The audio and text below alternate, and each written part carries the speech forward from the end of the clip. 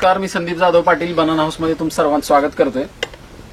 Banana house tissue culture केळी रोपांची ज्या काही व्हरायटी आहेत त्यामध्ये G9 व्हरायटी असेल, रेड बनाना, एलक्की, राजापुरी अशा विविध व्हरायटी या आपण शेतकऱ्यांपर्यंत पोहोच करत असतो आणि त्यासोबतचं सगळं नियोजन आणि एक्सपोर्ट क्वालिटीचा माल हा तुमच्यापर्यंत पोहोचवत असतो.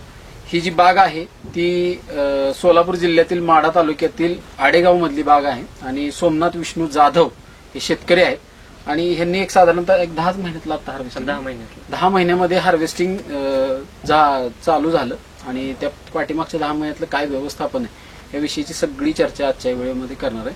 तत्पूर्वी महाराष्ट्र असेल, कर्नाटक, आंध्र प्रदेश, गुजरात अशा विविध राज्यामध्ये आपण टिश्यू कल्चर केळी रोपांचा पुरवठा करतो. त्यासोबतचं व्यवस्थापन आणि अशा अनेक सक्सेस स्टोरीज ह्या शेतकऱ्यांपर्यंत पोहोचवत असतो. जेव्हा कधी पण तुम्ही बनाना टिश्यू कल्चर केळी रोपांचं जर निवड करणार असाल तर एक नाही, दोन नाही, अशा 5-10 शेतकऱ्यांच्या सक्सेस स्टोरी तुम्ही बघणं गरजेचं आहे आणि त्याच्यानंतरच टिश्यू कल्चर केळी रोपांची निवड करणं गरजेचं आहे. तर ह्या 10 महिन्यातलं काय व्यवस्थापन केलेलं आहे सोमनाथ यांनी, तर याच्याविषयीची चर्चा आजच्या व्हिडिओमध्ये करणार आहे. सोमनाथ, तुमचं पूर्ण नाव आणि इथला पत्ता सांगा. सोमनाथ विष्णू जाधव, आडेगाव, तालुका माढा, जिल्हा सोलापूर. सगळं क्षेत्र किती आपल्याकडे? 15 एकर. बरं, त्या 15 एकरामध्ये आत्ताच्या घडीला कुठली कुठली पिकं आहेत? उभी पिकं केळी 3 एकर आहे आणि ऊस 8 एकर आहे. 8 एकर ऊस आणि केळी दोनच पिकं. बाकीचे भुसार काय? भुसार नाही, आता खाली आहे सध्या पाण्याची अडचण.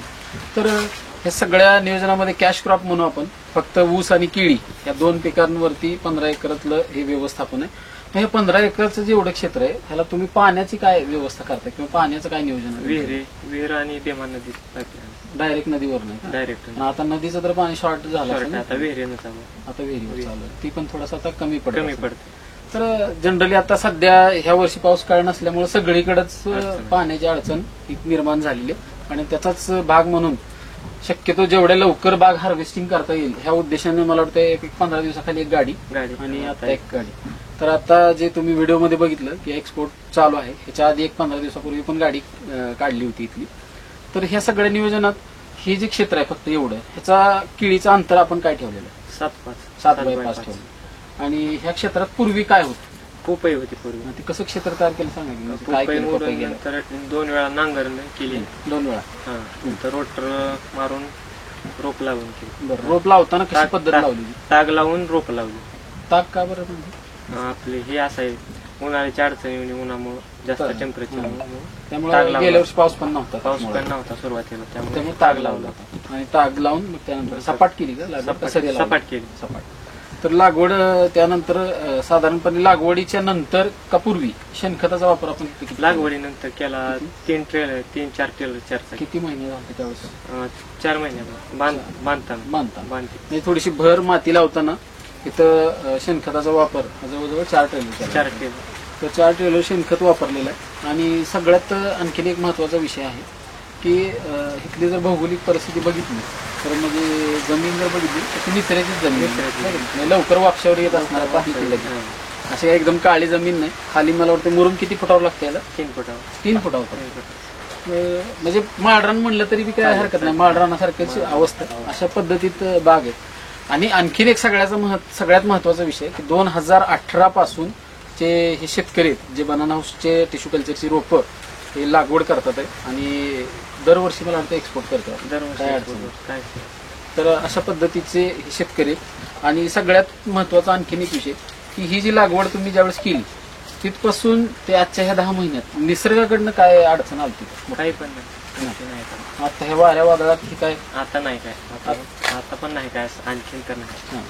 तर कुठल्याच पद्धतीची निसर्गाकडनं अडचण आलेली नाही अशा पद्धतीचा हा प्लॉट आहे. त्याच्यानंतर आतापर्यंत आपण शेणखत झालं, रासायनिक खताचे किती डोस दिले? फक्त एकच. नाही, रासायनिक 3 वेळा दिले. आणि साधारणपणे ह्या घरावर फवारणी किती झालं? एक झाली. आणि एक जनरली ड्रीप मधून खताचं व्यवस्थापन ही किती दिवसाला करतात? नाही करत, फक्त एक वेळा सोडले. 45 फक्त जनरली आजपर्यंत एक ड्रीप मधून युरिया, पोटॅश हे असं काय दिलंय का? तसं नाही काय, फक्त डायरेक्ट 3 भेसळ डोस. म्हणजे हे व्यवस्थापन बघितलं तर फक्त भेसळ डोस वरती ह्या पद्धतीची बाग ही आजपर्यंत म्हणजे आज तुम्हाला अशी बघायला मिळते आणि ती पण एक्सपोर्ट होती. साधारणपणे एक जनरली धरून चालू आपण रोपांची संख्या किती इथली? 1600. तर या रोपांचा काय खताचा काय लेबर लावला असेल, कुठं काय फवारण्या औषधं, एक जनरली अंदाजे खर्च किती 1 रुपये लाख आला? रुपये. 1 लाख रुपये टोटल बागेत. टोटल आणि क्षेत्र किती आहे? क्षेत्र 1.5 एकर थोडं कमी आहे, 6 एकराच्या पुढे आहे. 6 एकराच्या थोडं पुढं म्हणजे 1.5 एकर, म्हणजे 1.5 एकराला 1 लाख रुपयेपर्यंतचा तिथलं खर्च आलेला आहे. आणि आता शूटिंग काढतोय म्हणून नाही, पण जनरली तुम्हाला असं काय वाटतं की बाबा ह्या एक 1600 म्हणलं तर 100 एक झाडं गेली असतील चला, एक 1500 रोपातनं तुम्हाला किती उत्पन्न मिळेल अशी एक अपेक्षा? 40 टनापर्यंत 40 टन. आणि आजचा रेट काय चालू? 14 रुपये. 14 रुपये. म्हणजे एक साधारणतः 5-5.5 लाख रुपयाची बाग बाग. ही व्हायला काय अडचण नाही, म्हणजे एक 10 ते 11 महिन्यात 11 महिने आता एक 15 दिवसात संपन्न झाली. 2 गाड्या निघतील आणखी पूर्णपणे संपलं. पूर्णपणे संपन्न. एक साधारणतः खर्च वजा जाता 4.5-5 लाख रुपये, म्हणजे आता रेटवर डिपेंड आहे त्यात. Depend अजून राहते. जर चांगलं वाढला तर जास्त राहते. अजून चांगले दर राहतील, म्हणजे एक जनरली मला वाटतं 20 रुपयापर्यंत होता लास्ट गेल्या महिन्यापर्यंत, म्हणजे रमजानच्या सुरुवातीला किंवा शेवटला म्हणा एक 20 रुपयापर्यंत दर होतं. पण काही कारणास्तव थोडस बाग म्हणजे बाग म्हणा हार्वेस्टिंगला यायलाच वेळ लागतो. 10 महिन्यामधलं रोप लावल्यापासून 10 महिन्यात तर पहिला तोडा झाला. तर या सगळ्यात 14 रुपये प्रमाणे जरी कॅल्क्युलेशन केलं तर खर्च जाता 4-4.5 लाख रुपयाची बाग. पहिला काहीच पद्धतीची अडचण नाही असं स्वतः शेतकरी सांगत आहे. आणि आणखीन एक महत्वाचा विषय, ह्याच्यामध्ये एवढ्या रोपामध्ये व्हायरसचं प्रमाण काय सापडलं? काय नाही. जे शूटिंग काढतोय म्हणून नाही, प्रत्यक्ष सोमनाथ जाधव यांची बाग इथे येऊन तुम्ही बघू शकता की व्हायरस हा विषय इथं तुम्हाला बघायला सुद्धा मिळणार नाही. आणि आज नाहीये, आज जवळजवळ स्वतः सांगतात एक शेतकरी 17-18 पासून 17-18 पासून 6 वर्षापासून 6 वर्षापासून बनाना हाऊसची G9ची टिश्यू कल्चरची रोपं इथं लागवड करतात आहे आणि चांगलं यश हे ते मिळवत आहे. एक शेवटचा एक प्रश्न, हे एक 6 वर्षातला तुमचा जो अनुभव आहे, एक व्हरायटीला जर म्हणलं एक 100 पैकी तुम्ही किती मार्क द्याल मनापासून? म्हणजे कॅमेरा चालू म्हणून जास्त द्यायचं काय कारण नाही. 100 बाकीच्या व्हरायटीपेक्षा चांगले व्हरायटी. तर एक 100 पैकी 100 मार्क हे सोमनाथ जाधवनी आज या व्हरायटीला दिलेत आणि 6 वर्षापासूनचा अनुभव आहे त्यांचा या रोपांचा. तर ह्या अशाच प्रकारच्या नवीन यशोगाथेमध्ये नवीन ठिकाणी नवीन शेतकऱ्यासोबत यानंतर पण भेटणारच आहे. तत्पूर्वी जेव्हा तुम्ही कधी पण केळीची रोपं निवडणार असाल तर त्यावेळेस आधी जे असे शेतकरी आहेत सोमनाथ जाधव यांच्यासारखे, त्यांचे सक्सेस स्टोरी तुम्ही बघा.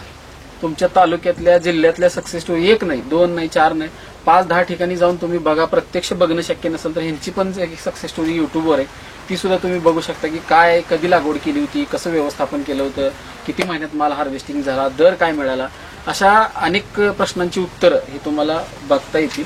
आणि त्यानंतर तुम्ही टिश्यू कल्चर केळी रोपांची निवड करणं हे अत्यंत महत्वाचं आहे. अशाच प्रकारच्या नवीन शेतकऱ्यासोबत नवीन केळीच्या झाडासोबत यानंतर पण भेटणारच आहे. तोपर्यंत सर्व शेतकरी बांधवांची मनापासून धन्यवाद.